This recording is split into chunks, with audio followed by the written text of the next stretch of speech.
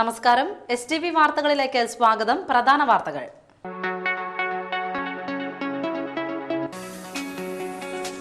നിയമവാഴ്ചയില്ലാത്ത സംസ്ഥാനമായി കേരളം മാറിയെന്ന് CPIM polit bureau അംഗം കോടിയേരി ബാലകൃഷ്ണൻ. ഏങ്ങണ്ടിയൂരിൽ +1 വിദ്യാർത്ഥിനിയെ പീഡിപ്പിച്ച കേസിൽ യുവാവിനെയും സഹായിയായ ഓട്ടോ ഡ്രൈവറെയും വാടാനപ്പള്ളി പോലീസ് അറസ്റ്റ് ചെയ്തു. ജില്ലാ rural SP Anjitha Begum Nattika AKG കോളനിയിൽ സന്ദർശനം നടത്തി. വാർത്തകൾ വിശദമായി. നിയമവാഴ്ചയില്ലാത്ത സംസ്ഥാനമായി കേരളം മാറിയെന്ന് CPIM പോളിറ്റ് ബ്യൂറോ അംഗം കോടിയേരി ബാലകൃഷ്ണൻ.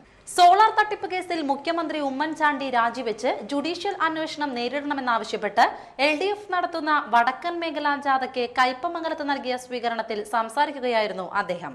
ലൈംഗികമായി തന്നെ പലരും ഉപയോഗിച്ചെന്ന് സരിത S. നായരുടെ മൊഴി രേഖപ്പെടുത്താൻ അന്വേഷണ സംഘം തയ്യാറാകാത്തത് പല ഉന്നതരെയും രക്ഷപ്പെടുത്താൻ വേണ്ടിയാണെന്നും കോടിയേരി പറഞ്ഞു. SNC ലാവ്ലിൻ കേസിൽ പിണറായി വിജയനെ CBI കോടതി കുറ്റവിമുക്തനാക്കിയത് ഉമ്മൻചാണ്ടിയുടെ മുഖത്തേറ്റ പ്രഹരമാണെന്നും കോടിയേരി കൂട്ടിച്ചേർത്തു. മുഖ്യമന്ത്രി സ്ഥാനം പോയാൽ ഒരാഴ്ച കൊണ്ട് ഉമ്മൻചാണ്ടി ജയിലിൽ പോകേണ്ടി വരുമെന്നും കോടിയേരി ബാലകൃഷ്ണൻ പറഞ്ഞു. അദ്ദേഹം മുഖ്യമന്ത്രി സ്ഥാനം തന്നെ രാജിവെച്ച് എനിക്ക് തെറ്റുപറ്റിപ്പോയി എന്ന് തുറന്നു പറയേണ്ടതായിരുന്നു. പക്ഷെ ഉമ്മൻചാണ്ടി ഒരിക്കലും രാജിവെക്കൂല. കാരണം അദ്ദേഹം തന്നെ പറഞ്ഞിട്ടുണ്ട്, എന്ത് അപമാനം സഹിച്ചു ഞാൻ ഈ സ്ഥാനത്തിരുന്നോളാം എന്ന് പറഞ്ഞ മുഖ്യമന്ത്രിയാണ് ഉമ്മൻചാണ്ടി. കരുണാകരൻ മുഖ്യമന്ത്രിയായ കാലത്ത് പറഞ്ഞു, അപമാനം സഹിച്ച് 1 മിനിറ്റ് ഇരിക്കൂല. AK ആന്റണി മുഖ്യമന്ത്രിയായ കാലത്ത് പറഞ്ഞു, അപമാനം സഹിച്ച് 1/2 മിനിറ്റ് ഇരിക്കൂല. ഉമ്മൻചാണ്ടി പറഞ്ഞു, എന്ത് അപമാനം സഹിച്ചു ഞാൻ ഈ കസേരയിൽ ഇരിക്കും എന്നാണ് പറഞ്ഞത്. ഇതിന് കാരണം എന്താണെന്നറിയോ? ഉമ്മൻചാണ്ടിക്ക് നന്നായിട്ടറിയാം. മുഖ്യമന്ത്രി സ്ഥാനം പോയാൽ ഒരാഴ്ച കൊണ്ട് ഉമ്മൻചാണ്ടി ജയിലിൽ പോകേണ്ടി വരും എന്നതുകൊണ്ടാണ് അദ്ദേഹം മുഖ്യമന്ത്രി സ്ഥാനം രാജിവെക്കാത്തത്. ഇപ്പോൾ രാജിവെച്ചാൽ ആ പോലീസ് സംഘത്തിൻ്റെ തലവൻ തന്നെ ഉമ്മൻചാണ്ടിയുടെ കൈക്ക് വിലങ്ങ് വെക്കും. ജോപ്പൻ്റെ കൈക്ക് വിലങ്ങ് വെച്ചതുപോലെ ഇപ്പം രാജിവെച്ചാൽ ഒരു ഗുണമുണ്ട്. ആ സരിതാ നായർ കിടക്കുന്ന കട്ടിലിൻ്റെ ഇപ്പുറത്തൊരു കട്ടിൽ ഉമ്മൻചാണ്ടി കിട്ടും. ഈ കേസിൽ നിന്ന് ഒരിക്കലും ഉമ്മൻചാണ്ടി രക്ഷപ്പെടാൻ പോകുന്നില്ല. ഇത് ഏറ്റവും വലിയൊരു തട്ടിപ്പാണ്. 10,000 കോടി രൂപയുടെ ഒരു കുംഭകോണമാണ്. ഗവൺമെന്റിന്റെ പണം, കേന്ദ്ര ഗവൺമെന്റിന്റെ ഫണ്ട്, സംസ്ഥാന ഗവൺമെന്റിന്റെ ഫണ്ട് സബ്സിഡി ഇനത്തിൽ തട്ടിയെടുക്കാൻ നടത്തിയ ഒരു ഗൂഢപദ്ധതിയാണ് ഈ സോളാർ തട്ടിപ്പ്. ഇതിൻ്റെ എല്ലാ വിവരങ്ങളും പുറത്തു കൊണ്ടുവരണമെങ്കിൽ ഒരു സിറ്റിംഗ് ഹൈക്കോടതി ജഡ്ജിയെ അന്വേഷിക്കണം. ജഡ്ജിയുടെ അന്വേഷണം കഴിയുന്നത് വരെ മുഖ്യമന്ത്രി സ്ഥാനത്ത് നിന്ന് മാറണം ഉമ്മൻചാണ്ടി. ഇതാണ് നമ്മുടെ ആവശ്യം. മുഖ്യമന്ത്രി ഇപ്പോൾ സിറ്റിംഗ് ജഡ്ജിയെ കിട്ടുന്നില്ല എന്ന് പറഞ്ഞ് ഒരു റിട്ടയർഡ് ജഡ്ജിയെ ഏൽപ്പിച്ചിരിക്കുകയാണ്. റിട്ടയർഡ് ജഡ്ജി അന്വേഷിച്ചാൽ ഉമ്മൻചാണ്ടി എഴുതി കൊടുക്കുന്ന റിപ്പോർട്ട് അയാൾ ഒപ്പുവെച്ചിട്ട് അങ്ങോട്ട് കൊടുക്കും. അങ്ങനെയൊരു അന്വേഷണവുമായി ഇടതുപക്ഷം സഹകരിക്കാൻ പോകുന്നില്ല. സിറ്റിംഗ് ജഡ്ജിയെ വെച്ചാൽ എല്ലാ തെളിവുകളും ആ സിറ്റിംഗ് ജഡ്ജിക്ക് മുമ്പിൽ ഇടതുപക്ഷം സമർപ്പിക്കാം. അതിന് മിസ്റ്റർ ഉമ്മൻചാണ്ടി തയ്യാറുണ്ടോ? അങ്ങനൊരു അന്വേഷണം നടത്തിയാൽ അദ്ദേഹം ശിക്ഷിക്കപ്പെടുമെന്നതുകൊണ്ടാണ് ഒരു സിറ്റിംഗ് ജഡ്ജിയുടെ അന്വേഷണത്തെ ഉമ്മൻചാണ്ടി ഭയപ്പെടുന്നത്. ഇവിടെ ഈ കേസ് തേച്ചുമാറ്റി കളയാനാണ് ശ്രമിക്കുന്നത്. സരിതാ നായരുടെ പേരിൽ ചാർജ് ചെയ്ത കേസുകൾ തന്നെ ഇപ്പോൾ പരാതിക്കാർക്ക് പൈസ കേസ് ഒത്തുതീർപ്പാക്കിക്കൊണ്ടിരിക്കുകയാണ്. CPM നാട്ടിക ഏരിയ സെക്രട്ടറി PM അഹമ്മദ് അധ്യക്ഷത വഹിച്ചു. ജാഥാംഗങ്ങളായ CN ചന്ദ്രൻ, Kovoor Kunjumon MLA, CK Nanu MLA, മാമൻ Ipe, V Surendran Pillai, advocate VS Sunilkumar MLA, AC Moideen, KP Rajendran എന്നിവർ സംസാരിച്ചു. ജാഥ ക്യാപ്റ്റൻ കോടിയേരി ബാലകൃഷ്ണന് പ്രവർത്തകർ ഹാരാർപ്പണം നടത്തി.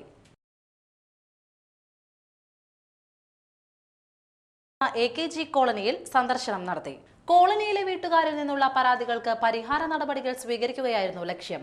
കോളനിയിൽ നടവഴിയില്ലാതെ ബുദ്ധിമുട്ടിയിരുന്ന 8 കുടുംബങ്ങളുടെ പരാതിയാണ് ആദ്യം സ്വീകരിച്ചത്. പരാതികളിൽ ഉടൻ നടപടി സ്വീകരിക്കുവാൻ Valappad CI KT Salilkumar, SI TC Ramanathan എന്നിവർക്ക് SP നിർദ്ദേശം നൽകി. നടപടികളുടെ ഭാഗമായി വ്യാഴാഴ്ച വലപ്പാട് CI ഓഫീസിൽ യോഗം വിളിച്ചു ചേർക്കാനും തീരുമാനമായി.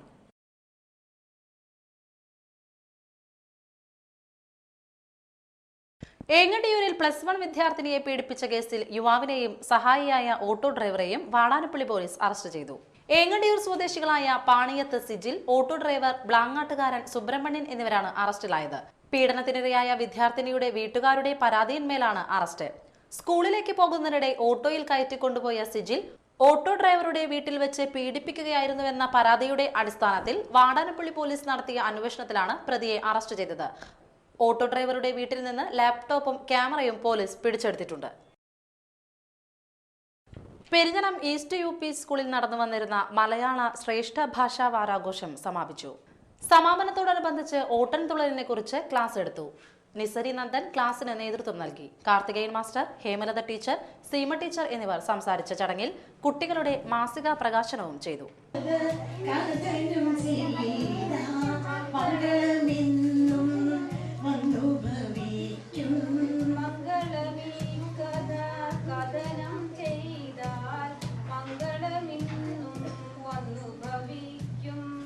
നാരായണ ജയ നാരായണ ജയ നാരായണ ജയ നാരായണ ജയ നാരായണ ഭഗവാനേ ജയ ജയ നാരായണ ജയ നാരായണ ജയ നാരായണ ഭഗവാനേ ജയ ജയ അച്യുതനേ അരവിന്ദാക്ഷ ജയ